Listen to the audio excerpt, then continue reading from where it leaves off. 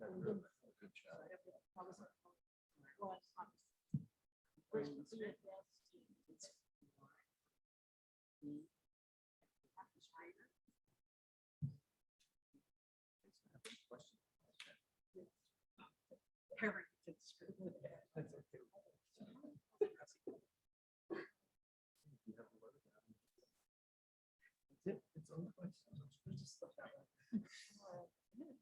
if you can.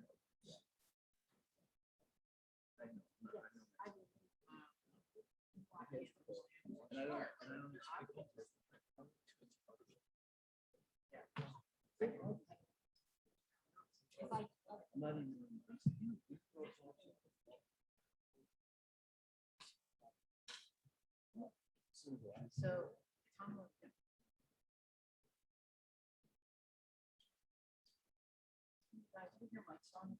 No.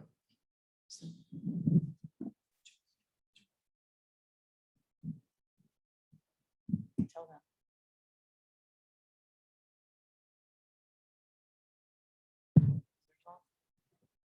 Is your mic on? All right, let's get this party started. I realize we're like the only thing between all of you people and lunch.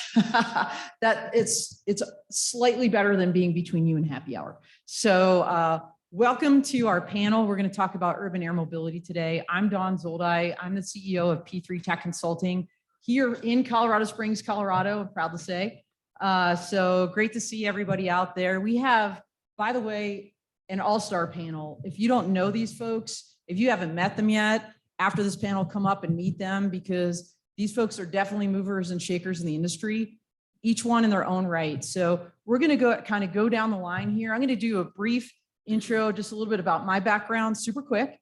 Retired Air Force colonel, 25 years as a JAG, so military lawyer, transitioned into private practice, basically doing consulting, but it's kind of turned into a little bit of a media thing. I put on the tables, I have a podcast, The Dawn of Drones, every Wednesday, and I prolifically write, I'd say. So check out my website, check out some of the work that I'm doing. I'd love to have you guys follow me on LinkedIn. And over to Don Bershoff. By the way, we call him the Weather Don for a reason.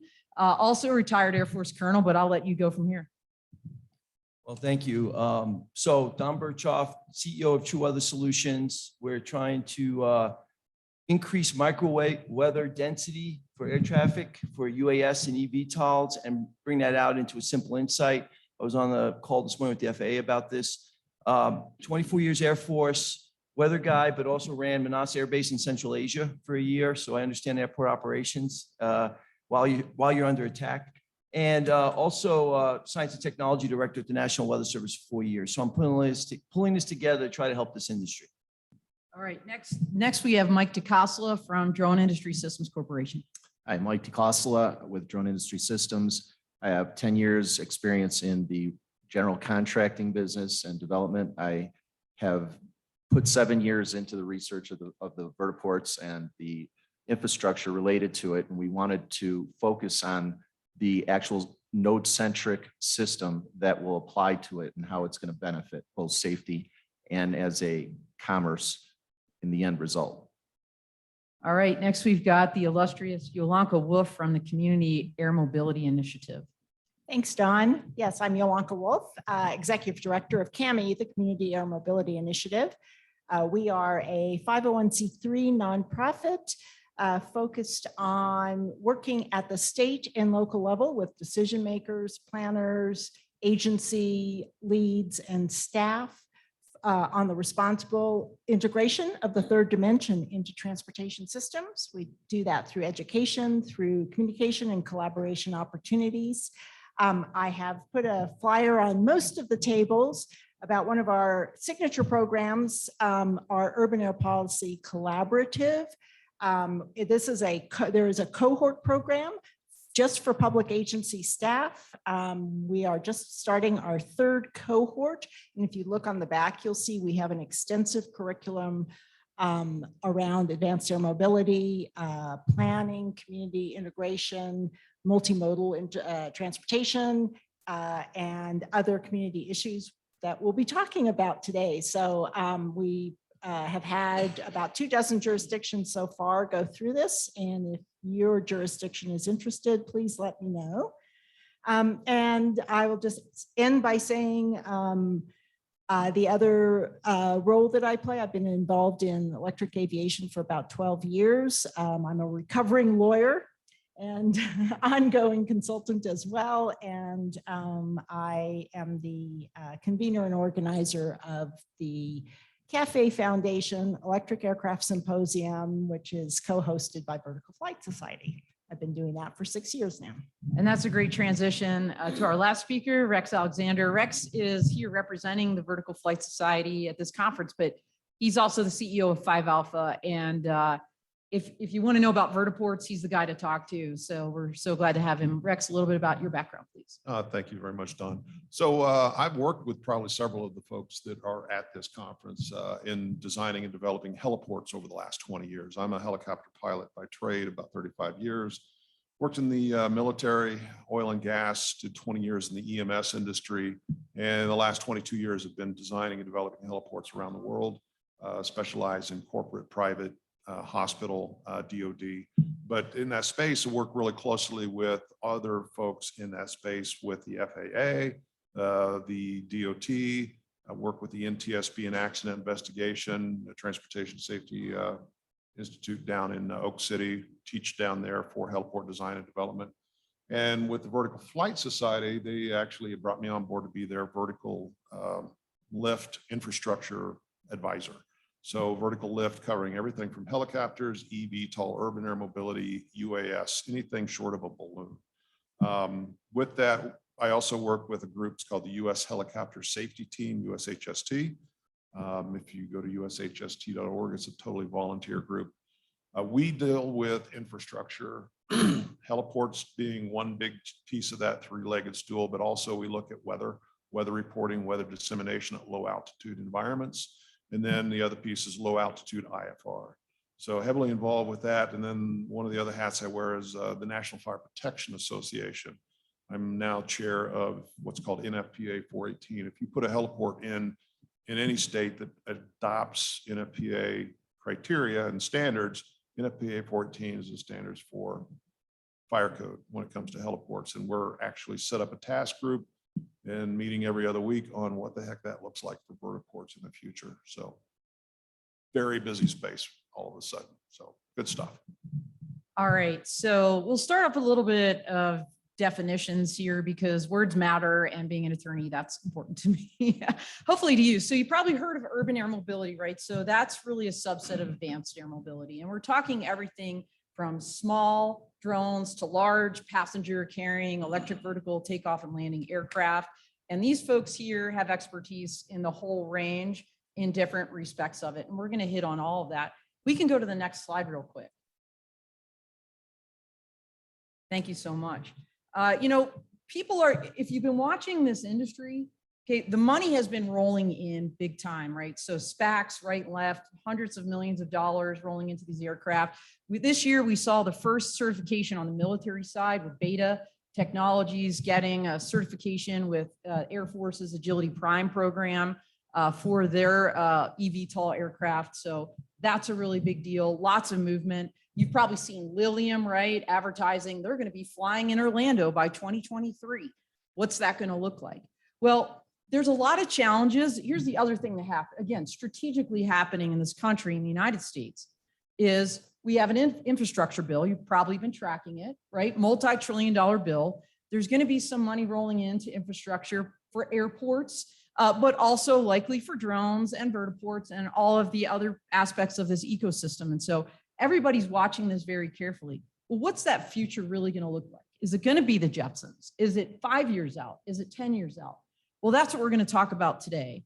And the first person I'd like to introduce and to talk about this, to kind of set the stage a little bit, is hand the microphone back over to Mike Takasala here, because Mike has created a really interesting vertiport in a box IP solution.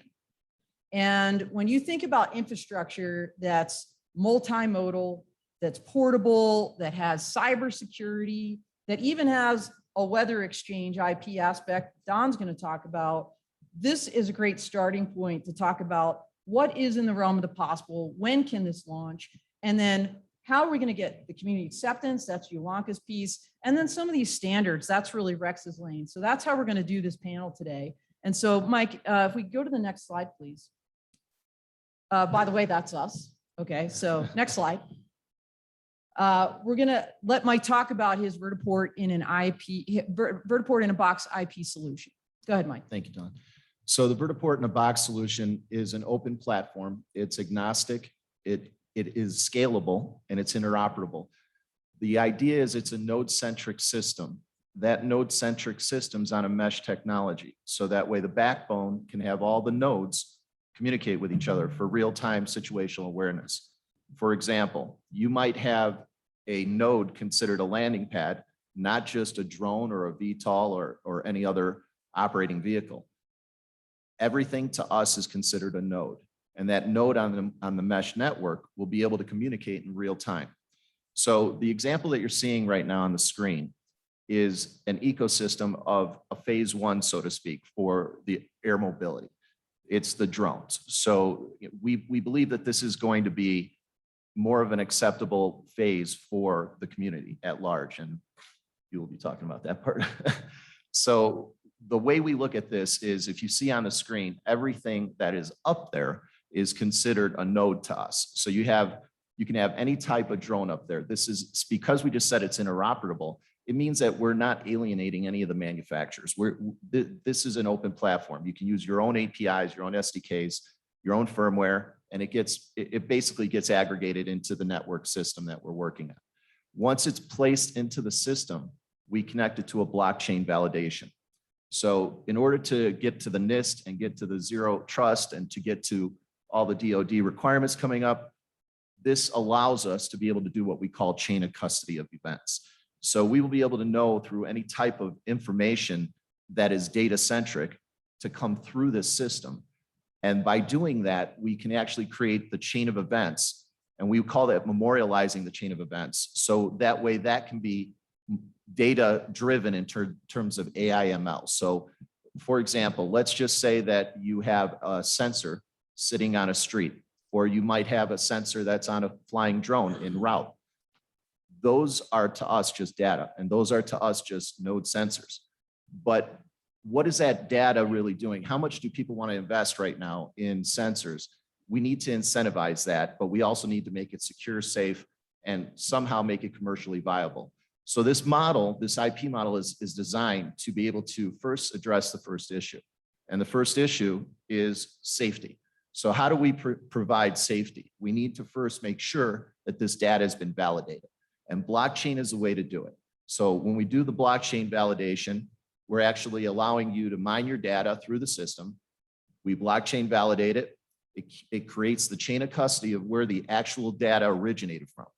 Once that data is known where it originated from, we can tell if it's been spoofed data or any kind of data that doesn't relate to proper use. That could be placed into a digital vault for future forensic examination. The good stuff goes into a different aspect of that. That's where we're able to then take that data and now make that raw data available in an encrypted mode. Now that it's encrypted, we're able to then take that data and bring it to the next phase. That next phase is the raw data. We go to what we call the weather data exchange, for example, or the advanced mobility data exchange. I'm gonna stop you there because that was a lot. Yeah. Okay, for people to digest. Because the first time you hear this or even see this image that you have on the screen, like mind blown. He's talking artificial intelligence, machine learning, blockchain security, every single word that you've heard probably if you're tracking this industry is crammed into this example. And for those that follow the military, which oftentimes the civilian sector will mimic the military, the military will do something first. They're seriously looking at modular open systems architecture, MOSA. Okay, this is exactly what Mike is talking about with his platform being agnostic. Mike, what you didn't, I think, mention, unless I missed it. So what you have here is basically an example of, let's just say a 10,000 square foot rooftop, right, on top of a retail center. Let's break that down. Let's talk a little bit about your landing pads and some of the other things, for the people that are getting the delivery, like the receiver, and how that's going to work. Also, if you wouldn't mind mentioning, I think you also have a counter UAS plugin for this as a node. Correct. So in this eco example, you might have a counter EMS or EMI sensor. You might have a weather sensor. You might have a landing pad there, a charging station, a drone port. You might have all different types of drones. Some might be equipped for payloads that are delivery. Some are for surveillance, reconnaissance. Some might be a defibrillator drone. So the way you look at it in this example, let's say this is a 15,000 square foot property. You might have 10,000 square foot worth of footprint on top of the roof. Out of that 10,000 square foot of useful space, you can make this into parking spaces. For example, you might say this is for municipality, this is for emergency, this is for military, this is for that defibrillator drone, this is for the media. So you can actually create almost parking spaces through these drone ports that can be on this footprint that the payload structure can actually handle. So we're taking existing infrastructure and we're layering on top of it. So it's eco-friendly as well. And has charging stations too. It has charging stations. So using an example of a delivery that you were talking about, let's just say that we have something called daisy chain effect. So basically, let's just say that a drone is getting an order from an end user, and that order is now deploying a payload drone that's capable of dropping down in the front. You can see a landing pad in the front of that. The landing pad gets, the drone's loaded, it takes off, it goes to the destination. We might call this one waypoint A right here as the departure drone. The en route drone already might be en route, and there is a virtual connection with this node-centric system.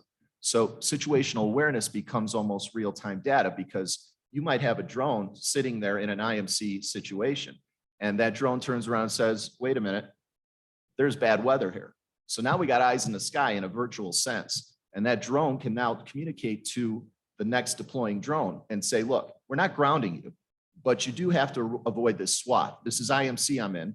You're going to need to go around and get permission to go on the actual waypoint C destination landing pads. So those landing pads become the arrival.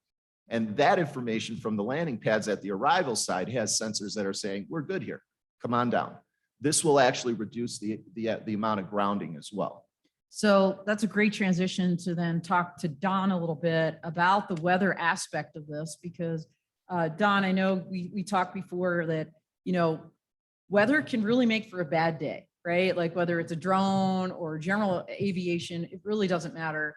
Weather is a huge deal. That's why you created your company. So talk about kind of how weather will plug and play into Mike's system, because I know you've recently announced a partnership with Mike on this, and what this weather IP exchange is. Well, first of all, I think most of you folks know out there that many times we ground aircraft and maybe the weather isn't as bad as we think, but we just don't know, right? And the uncertainty in weather prediction and in data today that we have is such a big gap that it costs us about 40% of the time aircraft are grounded unnecessarily. They could have flown. I did this in the Air Force for many years, and I know this, right? The challenge has been is how do you reduce that impact? And the problem is that our models that we run every day, we can't really make them better than they are without more data. I mean, we could keep machine learning our way, and you could talk to weather companies out there and they'll sell you the next machine learning widget. But I can guarantee you that it's just another way of moving the deck chairs around, because when it comes to low altitude weather, we have a data desert, and that desert goes from the surface to about 5,000 feet. Around airports, you may have wind LiDAR and other sensors, but that's not useful anywhere else. And drones are going to fly 97% of the time. They'll be outside of the land zone even.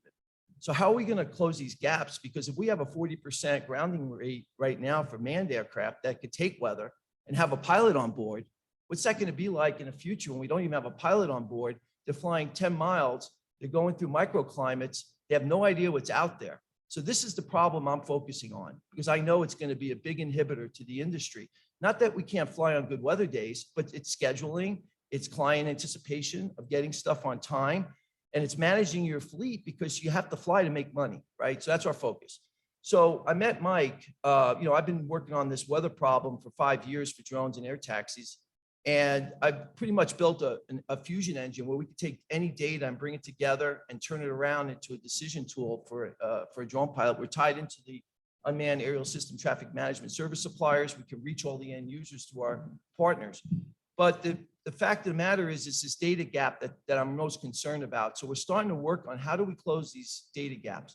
Now, one of the challenges is the FAA has standards for weather data, as you all know, because you buy those nice expensive pieces of equipment.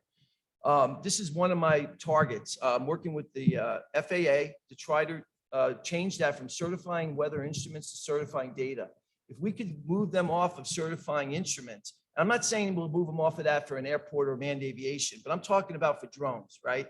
If we can move them off of that, we could do crowdsourcing of weather data.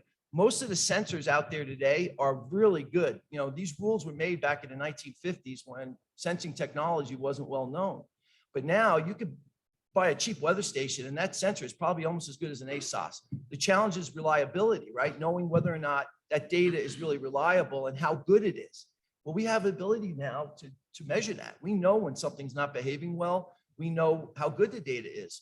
And so what we want to do is move to data performance standards. If we could do that, and I was on the phone this morning with the FAA discussing this, then all of a sudden we open up the spigot to getting Internet of Things weather data. And that then will allow us to close these gaps quickly because the federal government's not going to be able to pay for that infrastructure. And even state and local governments, they'll invest in some of the infrastructure. But again, are they going to be able to close the gaps? No. So this is going to be a P3 initiative, right? Where we work to incentivize people to put sensors out there and know they can monetize it and know they can make money on that data exchange. We're going to make data not a cost anymore. We're going to make it a revenue producer for weather. And the airports can all tie into that. So with Mike, the beginning starts with this concept of sensors on every drone, sensors on these vertiports. And we're working together to test this and demonstrate this so we can bring that data in and test this data exchange concept. And I want you all to think about how you and your airports and your DOTs can take advantage of that concept. Yeah, let's talk about that for 1 second. Then I want to hit up Rex as we talk about standards and how this is all going to actually work from a standards and regulatory perspective, because you know there's a lot out there. So Mike, I'm going to go back to you and just talk very briefly about this idea of a local state DOT and how you are incentivizing them to participate in this system, not just DOTs, right, but other private parties and people at the municipal level, right, cities. How are you incentivizing their participation in the system and in the weather exchange in particular? So one of the things that Don had explained is, we got data deserts, so we need that data. We need to be able to mesh, and that's where this mesh technology comes from. We need to take all these sensors and make them node centric. So that way on this system, it is almost real time. And so the way we need to incentivize that into the market is we're introducing the weather data exchange and we're introducing the advanced mobility data exchange. These exchanges will be based on the node-centric data that will come in, that will be validated through blockchain, be able to be stamped as saying, this is where it came from. The performance base of that quality will be what Don was talking about. So the quality of that actual data will be rated.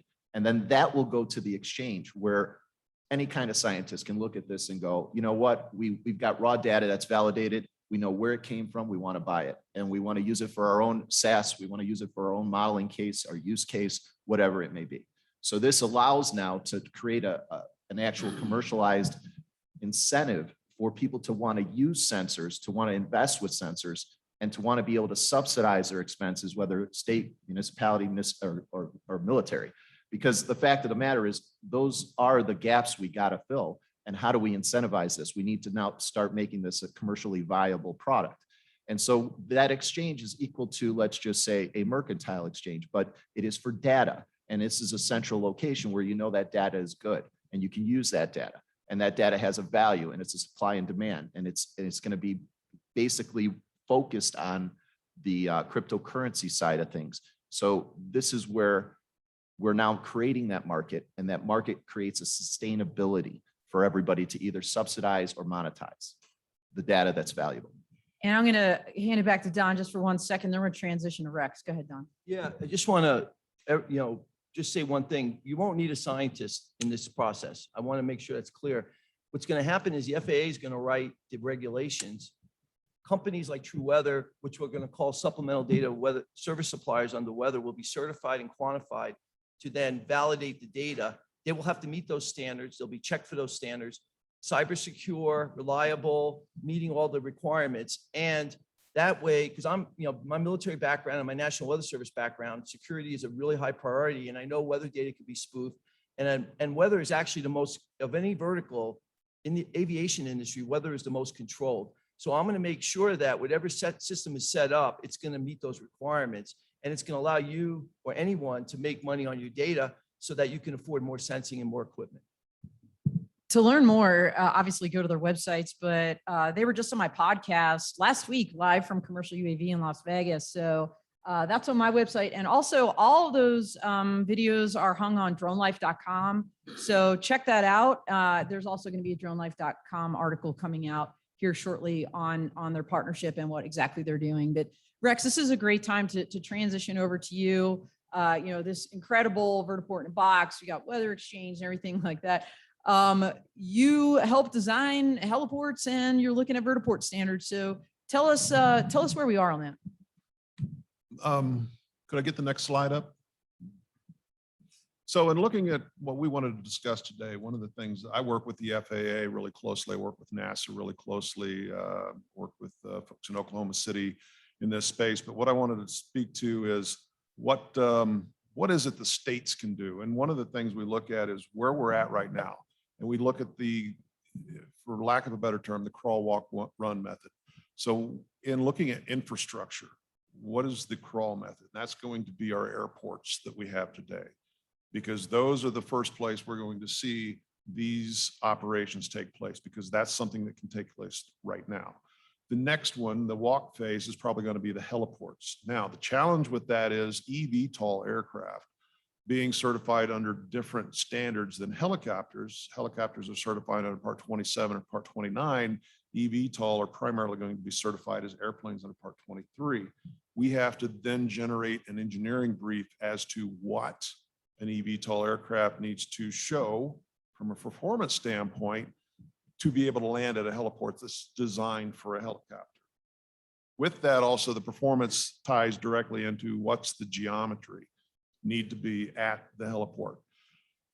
The run phase will then be what are vertiports. So the crawl phase we can do now. We're looking at that engineering brief, which the FAA is working on right now, probably 9 to 12 months down the road. I'm involved with FAA in developing what that looks like. And then the vertiport standard that is being developed is a 3-year process. We kicked that off about a year ago. So you're probably looking at about another 2.5 years before we actually have a standard in place that states can then point to and say, hey, this is what a vertiport is. And that'll be an FAA standard. Same with the heliport advisory circular that you use in developing heliports today, ACE 1505390-2C.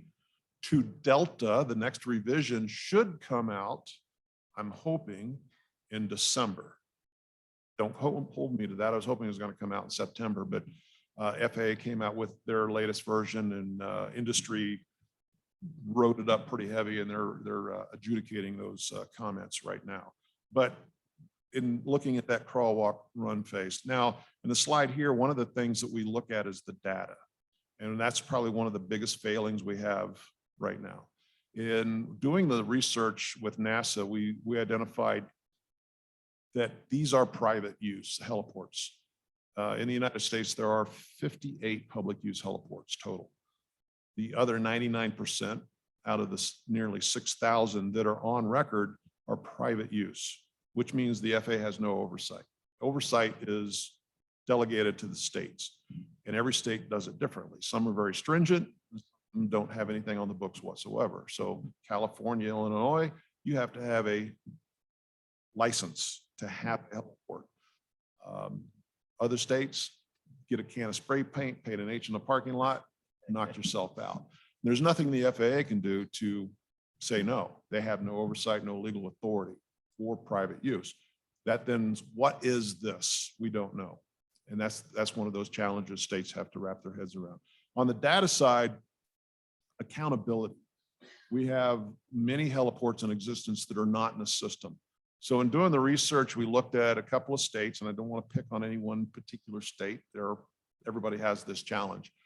We looked at Ohio. Ohio has 650 plus data plots in the airport master record. Now, out of that, the public use is pretty accurate. The private use, on the other hand, is pretty not accurate. And that's systemic across the board for all states.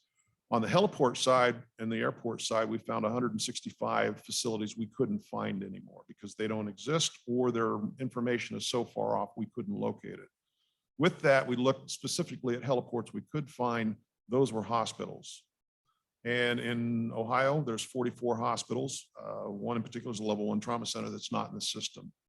We did that exercise for several states, and NASA estimates there's 2,000 heliports in existence, in operation, that are not accounted for in the airport master record database. So in what is being talked about here, that's a huge piece of the puzzle, is having data integrity and data accuracy. It's hard to do beyond line of sight operations, flying over facilities that you don't even know existed. And all of a sudden you're dealing with avoidance problems. You're dealing with airspace incursions between two different types of vehicles. So in the data collection, that's one of the first pillars of the state DOT is go out, account for your infrastructure, specifically on the heliport side, because again, the crawl phase is the airport side, the walk phase is the heliport. We'll get to the standards phase for vertiports. Then the standards phase in the aviation, we have the FAA advisory circulars. Then we also have the building code and fire code. So the building code's under the International Code Council. So International Building Code, then International Fire Code. And the other one that I want to point out and make sure you're aware of is the National Fire Protection Association. National Fire Protection Association is a standards development group. Most local municipalities and states actually adopt NFPA criteria. International Building Code and Fire Code point to that. And the one they point to in heliport design is called 418. I'm actually the chair of 418's committee. We just stood up a task group on vertiport fire safety standards. Public comment is open. I would encourage you to go to nfpa.org, find 418, and provide any public comment that you might have on this type of infrastructure, specifically the electrical, the charging systems, the battery systems, the fire safety systems, and also the hydrogen. That's open through January 2022. We won't probably have the fire code in place till 2024. That's when this revision cycle is going to take place. So from a state DOT as well as a local municipality, right now you don't have a standard to point to. There is nothing that says what a vertiport is from an aeronautical criteria. What's the airspace? What's the geometry? And you also don't have anything in a building code or fire code. So it's going to be impossible to say build a vertiport today. You could call it a vertiport, but on the checkbox, it's going to say heliport. And then the education piece, I would say this is going to be something you need to start paying very, very close attention to as a state right now, because it takes time to get the money allocated, to get staffing on board in this new space for eVTOL, UAM. So that means you're going to have to hire somebody. Well, before you hire somebody, you're going to have to get a position filled. Then you have to allocate the money. Then you have to send them out to get educated. How many people here on staff have somebody that's vertical lift specific? Helicopter. That was one of the things I deal with a lot, is most people I work with in the DOT are airport centric. There's not a lot of people in the DOT levels that are helicopter vertical lift centric. These are going to be based on that premise. In the educational world, the Transportation Safety Institute of Oklahoma City puts on a great 3-day course, heliport evaluation course that we run all the FAA folks through.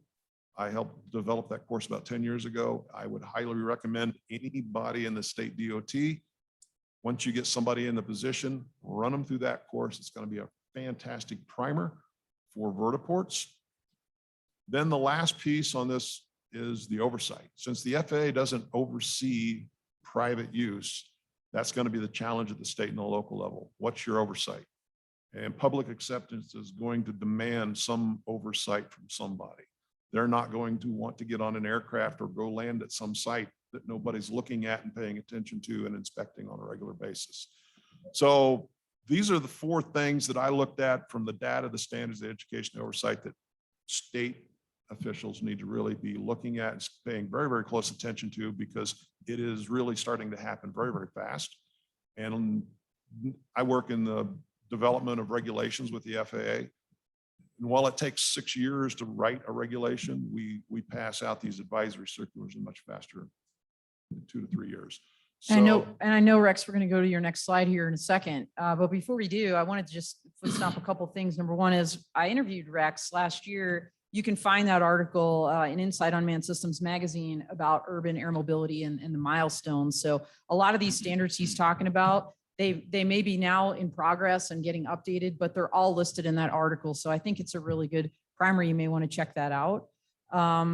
And then, you know, Rex, you're talking about these standards, but there's so much more from a legal standpoint. We're not going to have time to get into it because of COVID and some of our panelists, we had to shuffle around. I became the moderator instead of a speaker, but I was going to talk about aviation rights and, you know, toll lanes in the sky and what that's going to look like, and the Constitution, which would have been a ton of fun. So maybe invite me back and I'll do that later. But I did just do an article on that also for Inside Unmanned Systems magazine. So check that out. Rex, did you want to go to your next slide? Yep, next slide. So some of the things to put on your radar for educational content. So the other group that I work with, the Vertical Flight Society, is probably one of the best clearinghouses for information in this space. So I'm their infrastructure advisor. We're putting on our 5th workshop on infrastructure.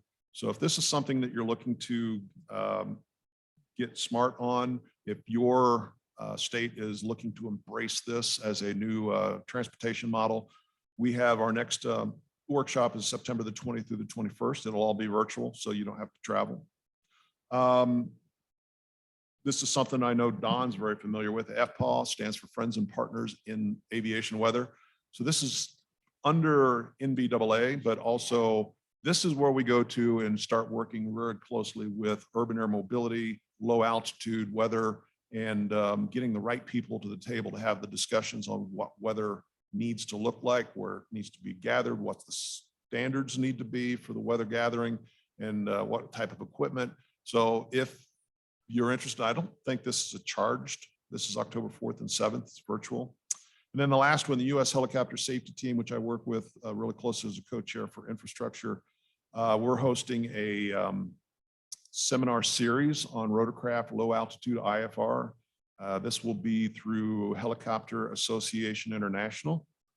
HAI will be a free, October 21st is the first one of these.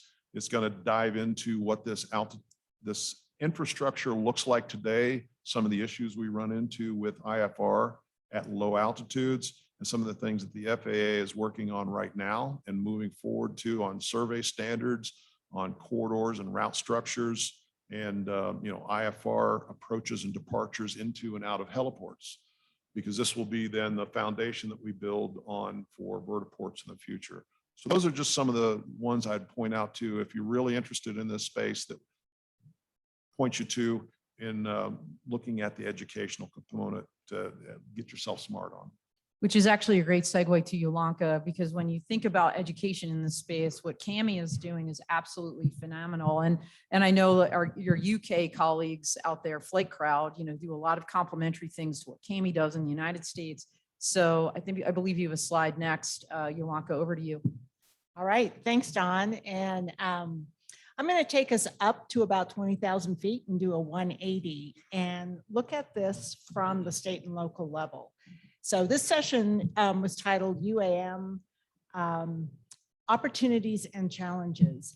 And I've been in this space, as I said, for about a dozen years. And as we have moved forward, community acceptance continues to rise as one of the major challenges. So why is that? It's because this industry to date has been a technology push market.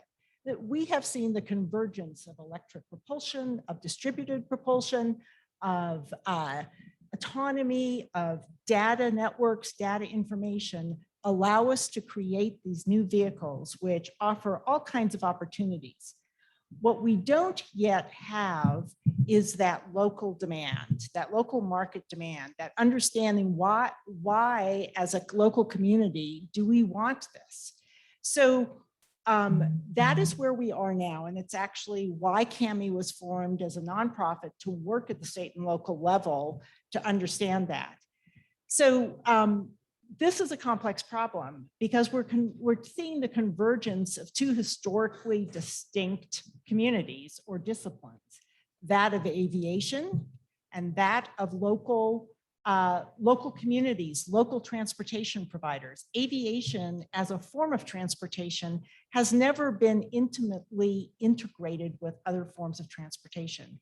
And while we look at the full spectrum of advanced air mobility at CAMI, today we're talking more about urban air mobility, that more urban metropolitan use of especially vertical takeoff and landing vehicles.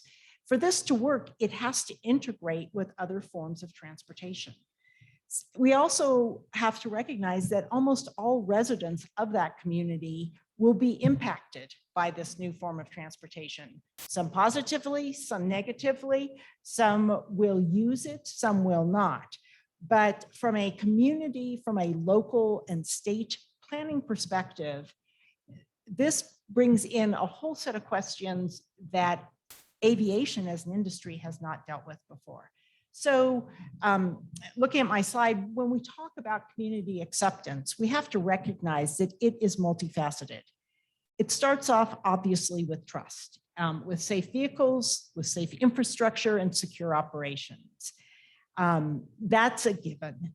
But then we need to look at the public benefit, and public benefit needs to be broad. If we're putting all of this effort and funds and time and energy so that a few very wealthy people can fly to their office, we don't have a successful system. Or their So- house in the Hamptons. I mean, no, seriously, like that's what people think about when they hear urban air When they mobility. Right? talk I think about- I heard a comment this morning, actually, Yes. from a panel. Yes. So like, right, we need to change that dialogue. We need to change that dialogue. We need to look at what the opportunities are to use this technology for broad public benefit.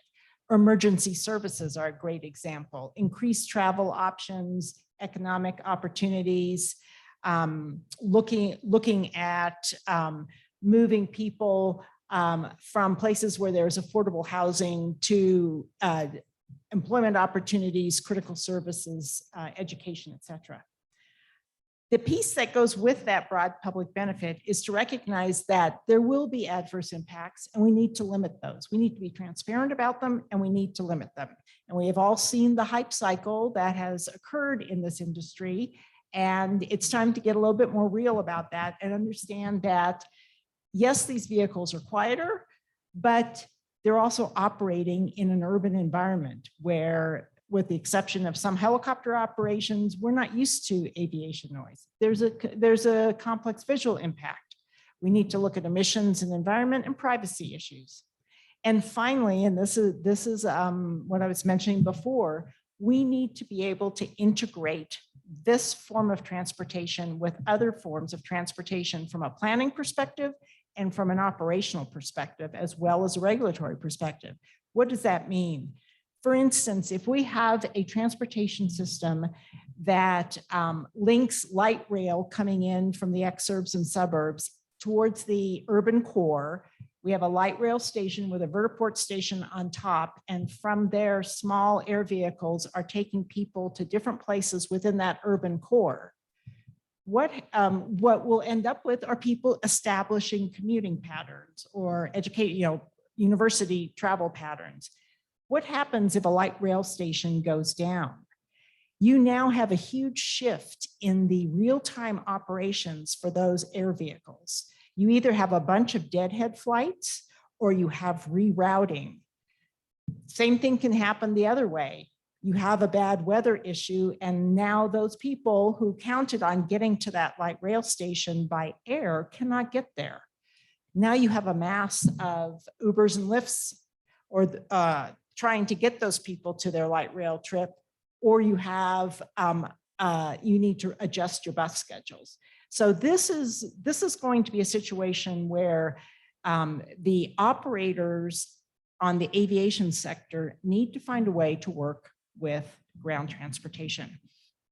So in order to do that, we really need to take a systems master planning approach to advance air mobility. We need to incorporate local priorities and policies. We need to look at that integration with multimodal transportation systems. We need to address sustainability and equity. We need to look at business models, at forecasting. We need to map out the infrastructure we have and understand what we might need and what makes sense from a transportation planning perspective. This is really needs to happen at a metropolitan, at a regional level. We need to look at airspace management and route design. What may work well from an aviation perspective may not work well from an overflight perspective, and vice versa. As a state or city transportation planner, it may be ideal to build a network that includes travel from point A to point B, but maybe from an airspace management perspective, that's not going to work. So that's where I say that joint planning needs to come together. We need to look at grid capacity and power strategies. This system is going to require a lot of energy to charge these vehicles. How does that intersect and how does it compete with other power demands that region has? And we need to look at funding and timelines. And Don, I think, mentioned this a moment ago. If we don't start planning for this now, we can't plan for the budget to enable all of this, not just from a vehicle side, but from an infrastructure side, from a power side and grid capacity side, from a comms perspective. All of those need to happen in lockstep. This is why we've created the program I mentioned to some of you as you were coming in, the flyer on the table. So we have an intensive curriculum for public agencies, state and local staff, to learn about all of these components. If this is something that you're interested in, we've done 2 cohorts already. A number of the states in this room have already been through our program. Some of those states are now working with us in the NASA Community Annex. Our next program actually starts this week. It's not too late to join. This week's session is introductory. We record all our sessions, and on the backside of the flyer, you'll see what that curriculum looks like. So I just want to end by mentioning some of those opportunities and challenges from a local policy perspective. There are opportunities to bridge spatial and topographical environmental gaps. I come from the Seattle area. We have a nightmare travel dealing with bodies of water that are crossed by bridges. If you can connect 2 points without having to deal with that kind of traffic, you have created a lot of opportunities. We can reduce the mismatch between affordable housing and jobs. We can expand access to employment and critical services. We can create new employment opportunities and create opportunities for economic developments to revitalize neighborhoods where these vertiports might be located. But on the other side, the challenges, some environmental impacts we've talked about already, those flight paths, the locations of the vertiports. Affordability is a big one. Again, this has to be broadly available and affordable. We need to make sure that we have access for people with all kinds of disabilities. We need to make sure that as we locate these vertiports, that we don't cause gentrification and displacement the way the federal highway system did in the 50s, but that we're mindful about how we locate and insert a vertiport into a neighborhood. And we need to understand that from a state and local perspective, you are making decisions on the allocation of limited public resources.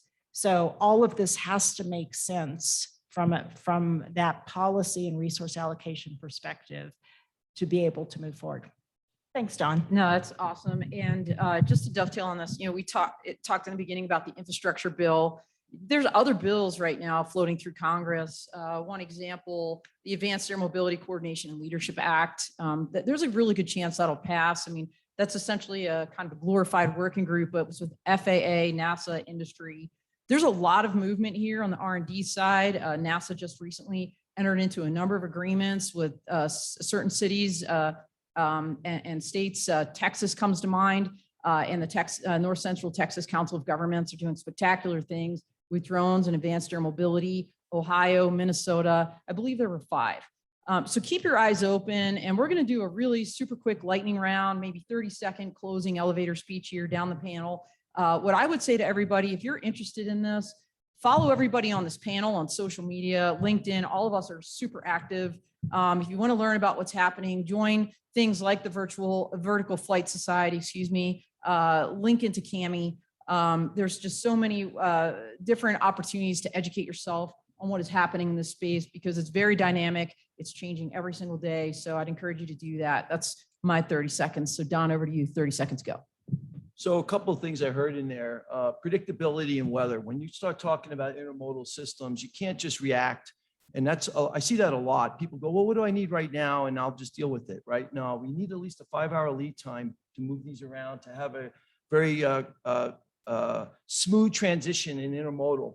We need to drive down the impact time of weather by having better weather data and more tied to all the intermodal systems, the same weather data. Can't have different weather data going to different systems because it'll become chaotic. Vertiport locations, very critical to look at historical weather patterns for that area and how the wind flows through the urban canyons. And you may have backup and secondary based on the prevailing winds, just like a runway at an airport. And also the main routes that you want to use to fly from downtown to the airports may change based on the wind configurations because of the urban canyons. You also want to make sure you design your microweather infrastructure early in your planning and avoid getting into the trap of planning solutions, but wedge the money in for the infrastructure. The solutions will come, and what we're working on is trying to drive down the cost, and we want to optimize a good mix of blend of sensors. You shouldn't be thinking about ASOS. That's old. That's yesterday. You should be thinking about tomorrow. And that's what we could bring to the table, these novel sensors. And finally, we're working with several states right now and their DOTs, and we are laying out optimized sensing strategies for them. In Ohio, they're looking at the Cleveland to Cincinnati as a mid-level drone heavy lift route. And so you need to have your corridor set up with better weather data. You might have to have wind rotating LiDARs along that path to see the winds. You have to worry about icing for low-level icing. The current systems we have now will not help with that. We need to figure out how to close those gaps. We can do it affordably. And in some states, there's different business models that you can use to try to get these infrastructure. Some states may want to just own all the infrastructure and make the data free for everyone. That's fine. Some states may want to make the data free for public safety and officials, but charge commercial. That's fine. Some states want to drive down the cost of their infrastructure and get total cost recovery through the weather exchange. That's fine. All of those work. It's just a matter of figuring out how to set it up. And you do need experts to help you with this. But if you do get ahead of this problem and think it early, it'll be very smooth. You'll be able to get the money you need to put out that infrastructure. It'll be a self-licking ice cream cone. Don could cram a lot into 30 seconds, as you just found out. It's incredible. Okay, Mike, over to you. 30 seconds, go. So, I mean, when you really break down a node-centric system, what this boils down to is we're mining data. We are taking data that is mined and we're blockchaining the certification of it. That creates the actual cyber protection. We're able to do the chain of custody of the events, and then we go to phase 3, monetize. So what we're trying to do here is really a 3-phase process to incentivize the safety of NAS. If you think about more sensors, the fact of the matter is more sensors means more safety. So if you have, unlike most transportation systems, you bog down systems when you add to the infrastructure. If you have existing infrastructure already there, how many value-driven rooftops are there on top of buildings? None. So if you take this model, you could take existing infrastructure with rooftops, and there's a buy-in now even for the landlords. The landlords see the value. They can see that they could put sensors on their roofs. You can go inland further. You can now close out those data desert gaps, and you can actually make the NES infrastructure a safer environment, because every time we add a node, unlike most transportation systems, this becomes a safer environment. And now we have the cyber protection side of it through blockchain. So we're validating that data, making that data secure, and then turning around and giving you an option to somehow subsidize or monetize. And that's something we want to think about ahead of time and not something waiting for the process to come to you. Great transition. Plan, plan, plan. Yolanda, go. Thanks, Don. So if I have one message for you, it is to understand that this is aviation in a different form.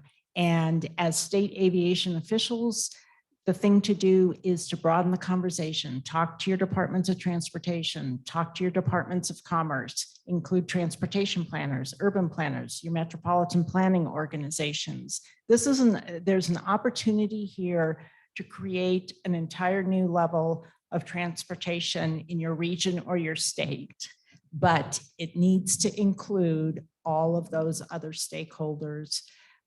Down to private businesses, there's certainly opportunities for P3s here, but it's a broad conversation. All right, great. And last, but certainly not least, our anchor, Rex. Thank you, Don. I would say I'd go back to the original crux to the conversation. Account for the infrastructure you have in your state. Go through and actually determine what you do and don't have. Use the heliport advisory circular or the airport advisory circular to say, is it really a heliport? Did somebody just go out and paint an H on a piece of parking lot and say, hey, I have a heliport?